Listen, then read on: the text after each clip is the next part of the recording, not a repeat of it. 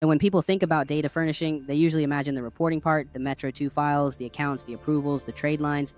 But the truth is, none of that matters if your data security policy is not real, because this is the one thing the bureaus look at before they trust anything you report. This is where they decide whether you are an actual professional business or someone who could accidentally leak sensitive information. And once you understand how serious the bureaus take data security, you start to realize this policy is actually a major key that unlocks your approval and protects your entire operation long term. So let us talk about this like we are sitting down one-on-one, because data security sounds like a complicated technical topic, but it is actually one of the most normal and common sense parts of the entire process. All you are doing is proving that you can protect consumer information the same way real lenders protect it.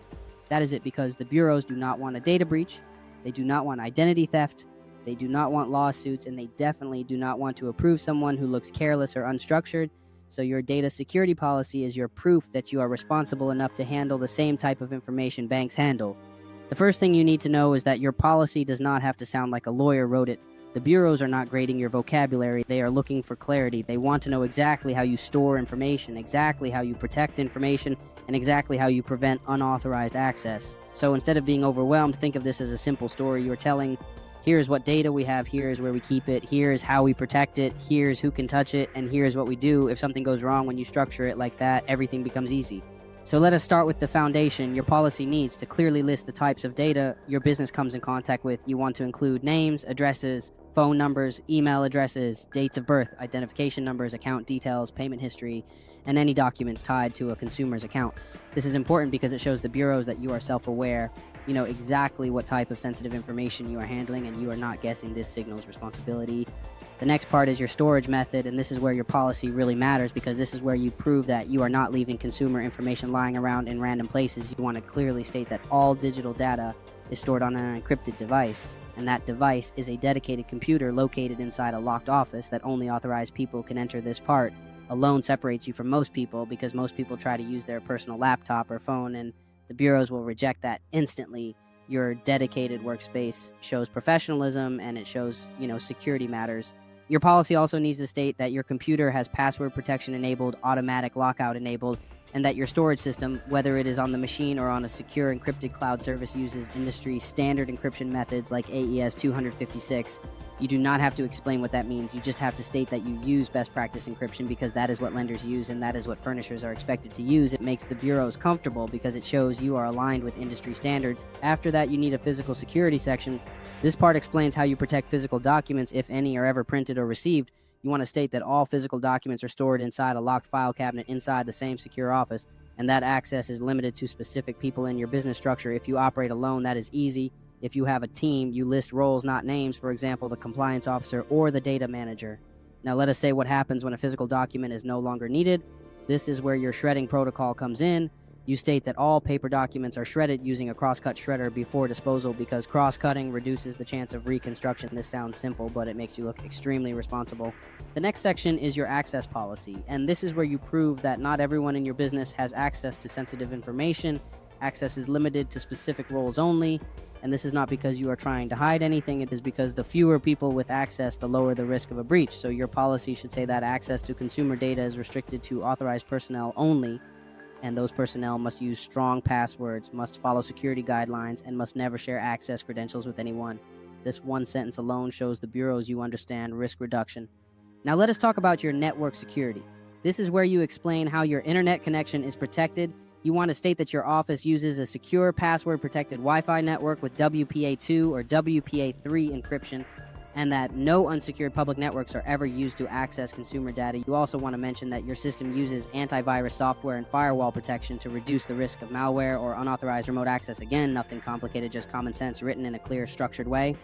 One of the most powerful sections of your data security policy is your backup and recovery plan. This is where you show the bureaus, how to protect data.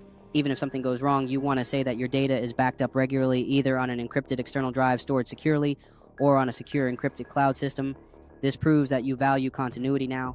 You also want to state your recovery plan. If hardware fails or data becomes corrupted, you will restore data using the most recent encrypted backup. This makes you look prepared, and bureaus love preparation because it means less risk for them.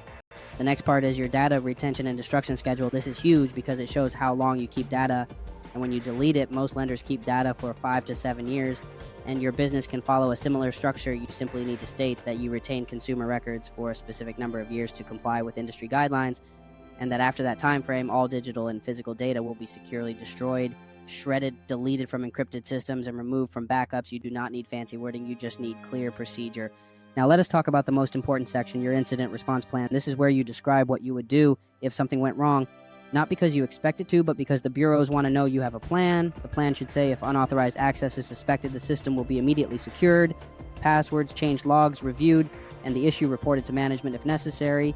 You also state that affected consumers will be notified if required by law, and that steps will be taken to prevent future incidents. This one section makes you look mature as a business because you are acknowledging reality and planning for safety. And this is the part where most people get confused. They think the bureaus want perfection, but the bureaus actually want preparation. They do not expect you to be a giant corporation. They expect you to be organized, intentional, and aware. They expect you to take consumer data seriously and have a clear plan for protecting it once you show that your data security policy becomes one of the strongest parts of your entire approval process. So let us talk outcomes, because all of this structure has a purpose, and the purpose is power. When your data security policy is clean, your bureau approval moves faster. When your approval moves faster, you gain access to reporting. When you gain access to reporting, you gain the ability to build primary trade lines. When you gain primary trade lines, you gain leverage. When you gain leverage, you gain access to higher credit limits and easier loan approvals. When you gain access to stronger credit, you gain access to real opportunities, funding, investing, scaling your business, supporting your family, leveling your life. All of it starts with this foundation. That is why this policy matters more than people think. It is not just paperwork. It is a key that opens the door to a world 99% of people never access, because they do not understand how the credit system actually works behind the scenes. But once you do, once you build this policy the right way and submit it confidently, you step into a different category. You become someone the bureaus trust, someone who can shape credit, not just react to it, someone who can build the kind of financial foundation most people dream about, because you now control the system that builds the score instead of waiting for someone else to fix it or update it or report it for you. This is why your data security policy is not optional. It is the backbone of your furnisher identity, and writing it in a clear, confident, common sense way puts you miles ahead of the average applicant before you even send your first Metro 2 file.